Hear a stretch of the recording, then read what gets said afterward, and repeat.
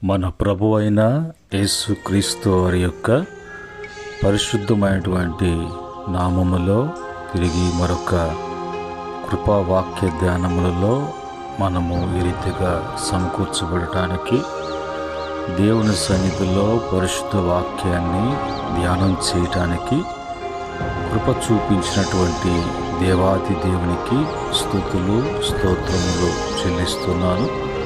అదేవిధంగా ప్రతిరోజు కూడా కృపావాక్య ధ్యానములలో పాలుపంపులు కలిగి దేవుని మాటలను భక్తి శ్రద్ధలతో ఆలకిస్తూ అన్వయించుకుంటూ అనుసరిస్తూ ప్రభుని కనపరుస్తున్నటువంటి ప్రతి బిడ్డ కూడా ప్రభు పేరిట వందనములు, ప్రభు పేరిట శుభములు తెలియచేస్తూ ఉన్నాను.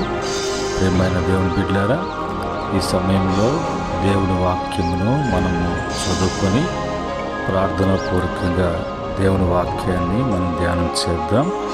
కీర్తన 16వ కీర్తన 4వ చరణములో ఉన్నటువంటి మాటను మనం చదువుకుందాం. ఇక్కడ రాయబడినటువంటి మాటలు ఈ విధంగా ఉన్నాయి. యెహోవాను విడిచి వేరొకరిని అనుసరించు వారికి శ్రమలు విస్తరించును. వారు అర్పించు రక్తపాని అర్పణములను నేను అర్పింపను. వారి పేర్లను నా పెదవులతో నెత్తను. ప్రేమగల తండ్రి, పరిశుద్ధుడా, మీకు వందనాలైనా ఈ సమయంలో ఈ మాటలు మేము ధ్యానం చేయుచుండగా మీరు కృప చూపించండి. దాసును మరుగుపరిచి మీరు మాత్రమే మాట్లాడమని యేసుక్రీస్తు నామములో అడిగి వేడుకుంటున్నాము తండ్రి, ఆమేన్. ప్రియమైన దేవుని బిడ్డలారా, చదువుకున్నటువంటి మాటలలో ఉన్నటువంటి భావం ఏంటంటే, దేవుణ్ణి విడిచి వేరొకరిని అనుసరించు వారికి దేవుడు సర్వ సృష్టికి కారణభూతులై ఉన్నాడు. ఆయన సర్వాంతర్యామి, సకల ఆశీర్వాదములకు కారణభూతులై ఉన్నాడు.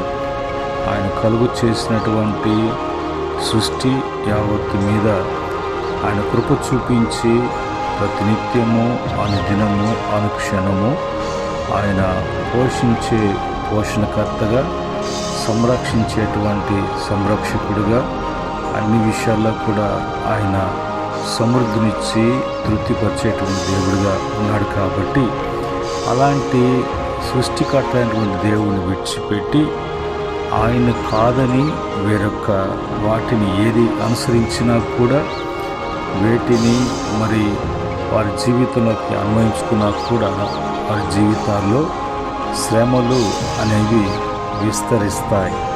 శ్రమ కలగటము కాకుండా ఆ శ్రమలు వాళ్ళ జీవితాల్లో విస్తరించటం, ఎక్కువ కావటం, శ్రమలు అనుభవించటం అనేది జరుగుతుంది. ఆయన చేత పోషించబడుతూ, ఆయన చేత సంరక్షించబడుతూ, ఆయన చేత ఆస్వాదించబడుతూ, ఆయన వలన ఫలిస్తూ, ఆయన వలన అభివృద్ధి క్షేమం కలిగి జీవించేటువంటి జీవితాన్ని మనకు ప్రభు ఆయన ఉచితముగా, ధారాళముగా, ప్రేమతో, కృపతో మనల్ని ఆయన జ్ఞాపకం చేసుకుంటూ ఉన్నప్పుడు, అలాంటి దేవుని కాకుండా, ఆయనను దేవునిగా అంగీకరించకుండా, అవసరాన్ని బట్టి అవసరాల కొరకే అవసరం తీర్చేటువంటి వాడే అన్నట్టుగా కాకుండా, ప్రతి ఒక్కరూ కూడా వారి వారి జీవితాలలో దేవుణ్ణి విడిచిపెట్టకుండా చూసుకోవటము అనేది జాగ్రత్త కలిగి ఉండాలి. వారు అలాంటి వారి యొక్క అర్పించేటువంటి ఎలాంటి అర్పణైనా సరే, ఆ అర్పణలను వారి యొక్క పేర్లను నేను నా పెదవుల గుండా ఎత్తను. అలాంటి వారి యొక్క పేర్లు ఎత్తటం కానీ, అలాంటి వారిని జ్ఞాపకం చేసుకోవటం కానీ, వారి యొక్క తప్పులలో, పొరపాట్లలో నేను కూడా పాలు పంపులు కలిగినటువంటి వాడుగా ఉంటాను, వారితో ఏకీభవించినటువంటి వాడుగా ఉంటాను అన్నట్టుగా తలంచిన భక్తుడు అలాంటి వారి యొక్క పేర్లు ఎత్తడం కానీ, తలంచడం కానీ అది ఏది కూడా చేయకూడదు అన్నట్టుగా ఇక్కడ ఈ కీర్తనలో రాయబడినటువంటి మాట. ఆ క్రమంలో ఈరోజు మనిషి యొక్క జీవితంలో మరి విస్తరించనై ఉన్నటువంటి శ్రమలు గురించి మనం చూసినప్పుడు మరి మొదటిగా దేవుని వాక్యము మరి ఏమని చెప్తుంది, మరి వాటి యొక్క పేర్లు ఎత్తటం విషయంలో ఆ దేవతలు కానీ ఆ దేవుళ్ళని పిలువబడుతున్నటువంటి వారిని కానీ వారిని ఆరాధించేటువంటి వారిని కానీ వారి యొక్క పేర్లు ఎత్తకూడదు అనేది వాక్యము యొక్క హెచ్చరిక. వాక్యం ద్వారా ప్రభు మాట్లాడేటువంటి మాట. నిర్గమకాండము 23వ అధ్యాయం 13వ వచనములో నేను మీతో చెప్పిన వాటి అన్నిటినీ జాగ్రత్తగా గాయకొనవలెను, వేరొక దేవుని పేరు ఉచ్చరింపకూడదు, అది నీ నోట నుండి రానియతగదు అంటాడు. కనుక ఈరోజు మరి పేరు ఉచ్చరించటమే కాదు, ఆ పేరు ఎత్తటమే కాదు, ఆ పేరు రానియకుండా జాగ్రత్త కలిగి ఉండాలి. ఎందుకంటే అవి ఎన్ని కూడా వాటికి చలనం లేదు, శక్తి లేదు. వాటికి మరి ఒక విగ్రహ రూపములో ఉన్నటువంటివి. అవి కేవలము రాతితో మలచబడినటువంటి విగ్రహాలకు మూగ విగ్రహాలకు సర్వశక్తి కలిగినటువంటి దేవునికి తేడా తెలియకుండా ప్రవర్తించకూడదు.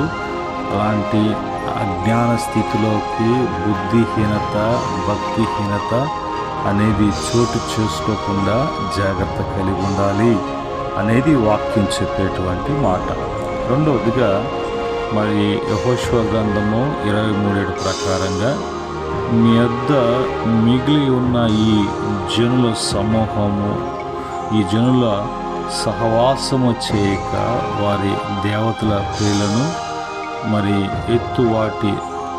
ఎత్తక వాటి తోడని ప్రమాణము చేయక వాటిని పూజింపక వాటిని సమ్మతింపక ఉండాలి. రెండవ మాటగా వాటి యొక్క అలాంటి మరి జనులతో సహవాసం చేయటం కానీ, వాళ్ళతో సహవాసం చేస్తూ వారి యొక్క దేవతల పేర్లు ఎత్తటం కానీ, పైగా మూడవదిగా వాటి తోడని ప్రమాణము చేయక, నాలుగవదిగా వాటిని పూజింపక సమ్మతింపక అని అంటారు. చూడండి ఎంత ఖచ్చితంగా దేవుని వాక్యం చెప్తుందో. మరి అలాంటి వాటి యొక్క సహవాసము, అలాంటి వాటి యొక్క పేర్లు, వాటి మీద ప్రమాణము, వాటిని పూజించటము, అవి చేసే అన్నిటిని కూడా సమ్మతించటము అనేది దేవునికి విరోధమైనటువంటి. కాబట్టి వాటి వలన ఎంత శ్రమలు, ఎంత బాధలు, ఎన్ని కష్టాలు తెచ్చుకోవాల్సి వస్తుందో అనేది వాక్యము తెలియచేసేటువంటి మాటలు. మూడవదిగా 97వ కీర్తన 7వ చరణములో వ్యర్థ విగ్రహములను బట్టి అతిశయపడుచు చెక్కిన ప్రతిమలను పూజించు వారందరూ సిగ్గుపడుదురు, సకల దేవతలు ఆయనకు నమస్కారము చేయును. చూడండి, అవి చెక్కబడినటువంటి విగ్రహాలు, వాటి యందు అతిశయపడుచు ఆ యొక్క ప్రతిమలను పూజించు వారందరూ కూడా సిగ్గుపడటము, సిగ్గుతో తల ఉంచుకోవటము అనేది జరుగుతుంది. ఎందుకంటే సకల దేవతలు వచ్చి ఆయనకు సాష్టాంగ నమస్కారం చేసేటువంటిది. ఆయనే శక్తివంతుడు, ఆయనే దేవుడు, మేము కాదు, ఆయనే గొప్పవాడు అని అవే వచ్చి దేవుని యొక్క ఎదుట సాష్టాంగ నమస్కారం చేస్తున్నప్పుడు అలాంటి విగ్రహాలు, అలాంటి ప్రతిమలు, అలాంటి దేవతలని ఎద్దుకు వెళ్ళి దేవుని కాదని, సృష్టికర్తను కాదని ఒకవేళ ఆ విధంగా కానీ చేస్తే వారి జీవితాల్లో శ్రమలు అనేవి, శ్రమ పడటం అనేది తప్పదు. తర్వాత శ్రమలు ఎందుకు వస్తున్నాయి, ఎందుకు వస్తాయి అనేది చూసినప్పుడు బైబిల్లో కీర్తన 40వ కీర్తన 17వ చరణం, 70వ కీర్తన 5వ చరణంలో నేను శ్రమల పాలై దీనునైతిని, ప్రభు నన్ను తలంచుకొనుచున్నాడు, నాకు సహాయము నీవే, నా రక్షణకర్తవు నీవే, నా దేవా ఆలస్యము చేయకుము అని అంటాం.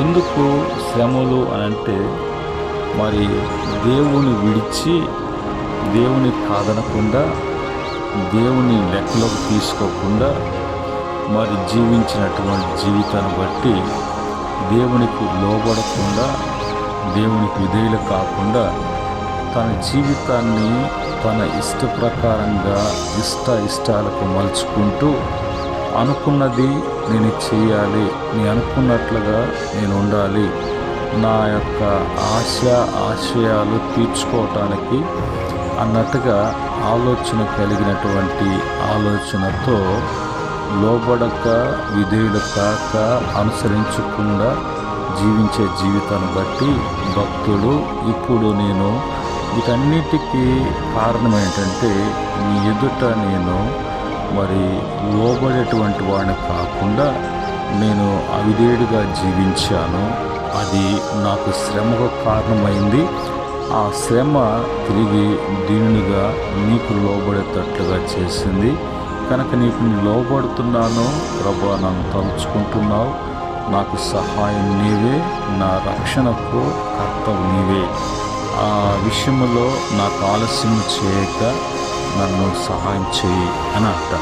శ్రమ అనేది దేవుని మరి లోబడకుండా మరి ఇష్టాలు జీవించే జీవితాన్ని బట్టి.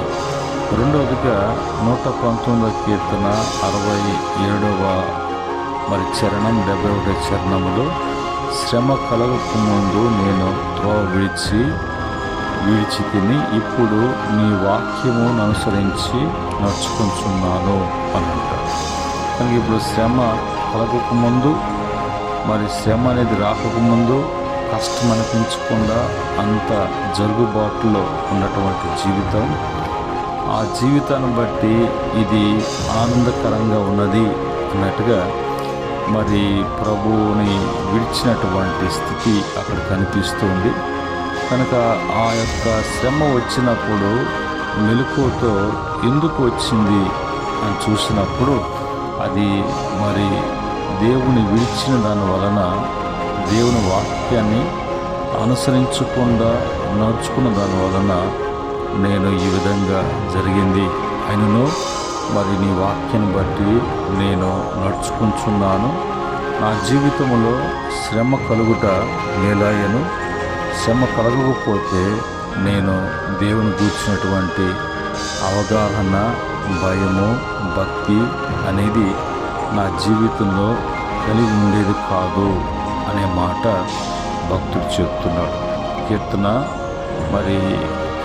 చెప్పినటువంటి మాట. మూడవదిగా సామెతల గ్రంథము 15వ అధ్యాయం 6వ వచనములో నీతిమంతుని ఇల్లు గొప్ప ధననిధి, భక్తిహీనునికి కలుగు వచ్చుబడి మరి శ్రమకు కారణము. భక్తిహీనతను బట్టి కూడా మరి అతను సంపాదించిన అది అతను ఏమన్నా మరి సమకూర్చుకున్నా, అతను ఏదైనా అనుభవించాలనుకున్నా, అతను ఒకవేళ సుఖపడాలనుకున్నా, అతను నిర్మించుకోవాలనుకున్నా అన్నిట్లో కూడా అది శ్రమను కలుగు చేసేది, శ్రమకు కారణమవుతారు. కారణం అతను భక్తిని బట్టి సంపాదించుకునేది కాదు, కానీ భక్తిహీనతను బట్టి సంపాదించుకోవాలి. ఆ భక్తిహీనతలో మరి అంతా కూడా దేవునికి అవిధేయులుగా ఉన్నటువంటి పరిస్థితి. కనుక అలాంటిది మరి శ్రమకు గురి చేస్తుంది. శ్రమల నుండి తప్పించబడాలి అంటే ఏం చేయాలి అనేది బైబిల్ నుంచి మనం చూసినప్పుడు, శ్రమల నుండి తప్పించబడాలి అంటే ఏం చేయాలి? కీర్తన 18వ కీర్తన 6వ చరణములో నా శ్రమలలో నేను యెహోవాకు మొరపెట్టి తిని నా దేవునికి ప్రార్థన చేసి తిని ఆయన తన ఆలయములో ఆలకించి నా ప్రార్థన అంగీకరించను. నా మొర ఆయన సన్నిధిని చేరి ఆయన చెవులు జొచ్చెను అంటాడు.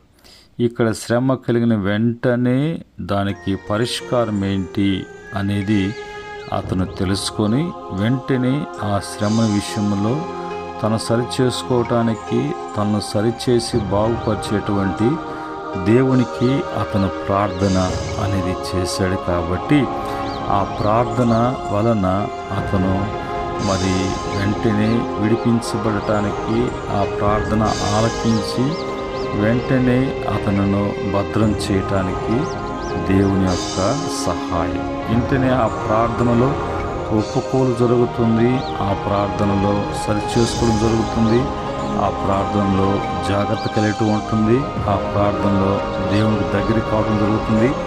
ఆ ప్రార్థనలో ప్రభుని ఆశ్రయించి ప్రభు యొక్క భద్రతలో ఉండటం అనేది ఈ మొరలో జరుగుతుంది. కాబట్టి తప్పక ఆ శ్రమల నుంచి తప్పించబడటము అనేది ప్రభు యొక్క సహాయం అనేది అందించబడతారు.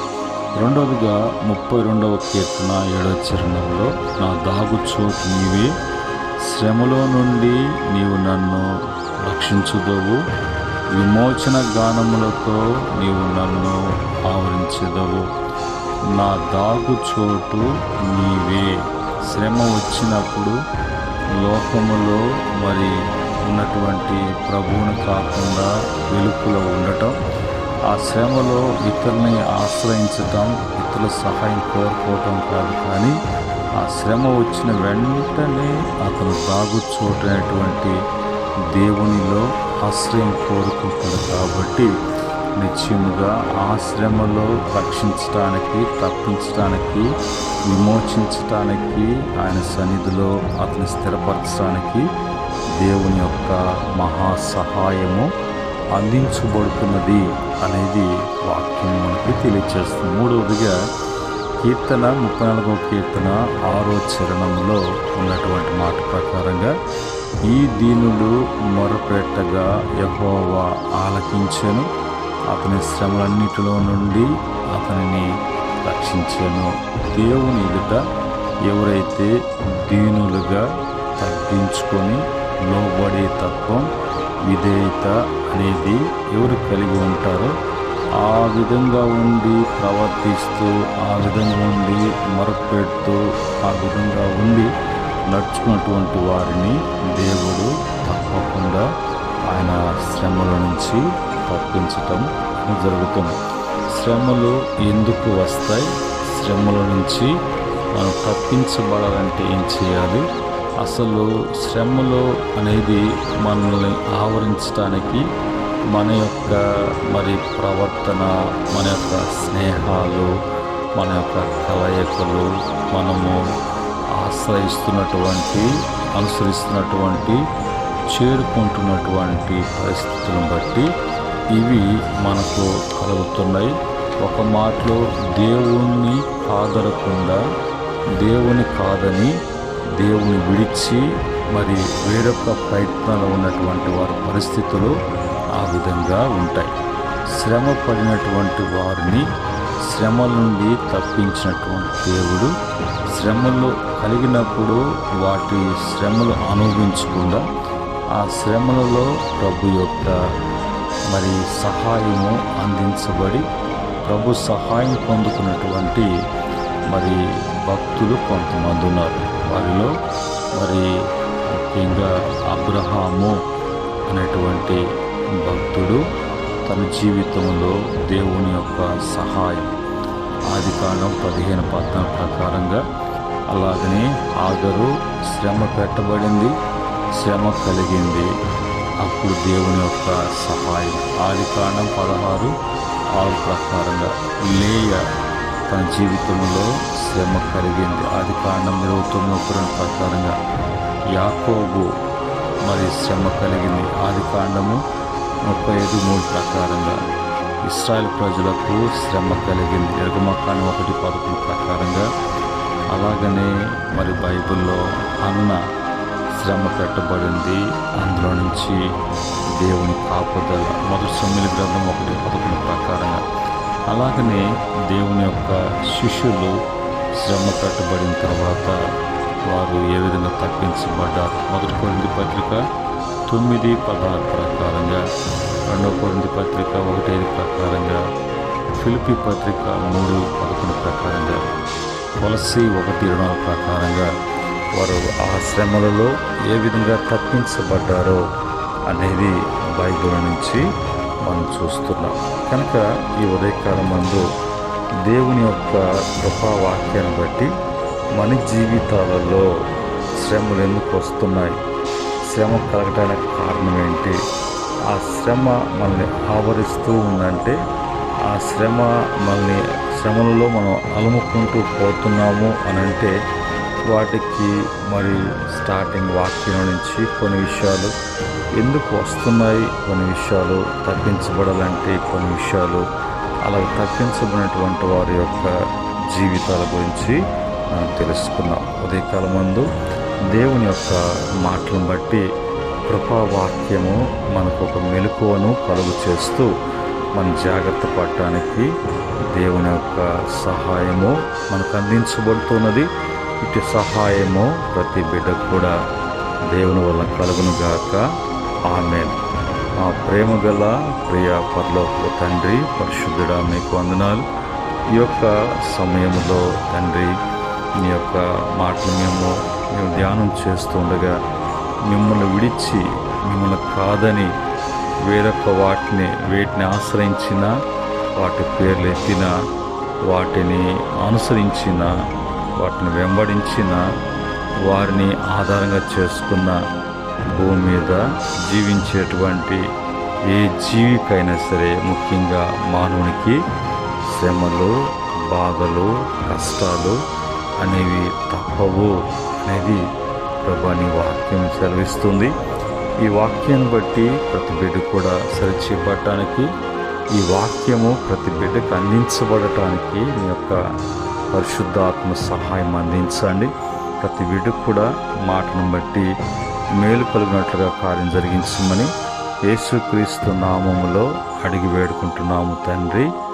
ఆమేన్. పరమందు తండ్రి ప్రేమ, కుమారుని కృప, పరిశుద్ధాత్మ యొక్క సహవాసం ఈ యొక్క మాటలు వింటూ అనుసరిస్తున్న బిడ్డలకును, సకల పరిశుద్ధులకును, ఆయన దాసులకును సదా తోడే నడిపించునుగాక. ఆమేన్. దేవుడు మిమ్ములను మీ కుటుంబాలను దీవించి వృద్ధిపరచునుగాక. దైవాశీస్సులు మీకు కలుగునుగాక. ఆమేన్.